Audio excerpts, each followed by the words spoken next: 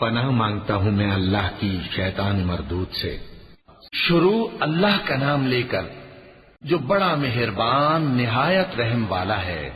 ناپ اور تول میں کمی کرنے والوں کے لیے خرابی ہے۔ جو لوگوں سے ناپ کر لیں تو پورا لیں، اور جب ان کو ناپ کر یا تول کر دیں تو کم دیں۔ کیا یہ لوگ یہ نہیں خیال کرتے کہ اٹھائے بھی جائیں گے؟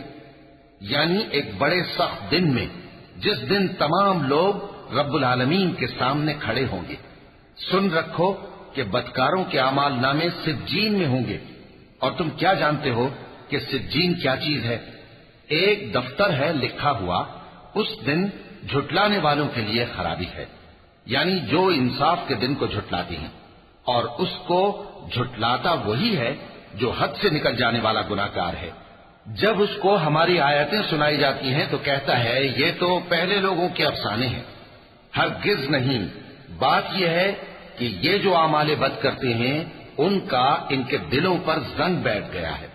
بے شک یہ لوگ اس روز اپنے پروردگار کے دیدار سے اوٹ میں ہوں گے، پھر یہ لوگ یقیناً دوزخ میں جا داخل ہوں گے۔ پھر ان سے کہا جائے گا کہ یہ وہی چیز ہے جس کو تم جھٹلاتے تھے۔ یہ بھی سن رکھو کہ نیکوکاروں کے اعمال نامے علیین میں ہوں گے۔ تم کو کیا معلوم کہ علیین کیا چیز ہے؟ ایک دفتر ہے لکھا ہوا جس کے پاس مقرب فرشتے حاضر ہوتی ہیں۔ بے شک نیک لوگ نعمتوں میں ہوں گے، تختوں پر بیٹھے ہوئے نظارے کریں گے، تم ان کے چہروں ہی سے نعمت کی تازگی معلوم کر لو گے۔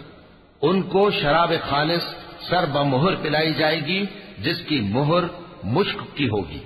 تو نعمتوں کے لیے ریز کرنے والوں کو چاہیے کہ اسی کی ریز کریں، اور اس میں آب تسنیم کی آمیزش ہوگی۔ وہ ایک چشمہ ہے جس میں سے اللہ کے مقرب پیئیں گے۔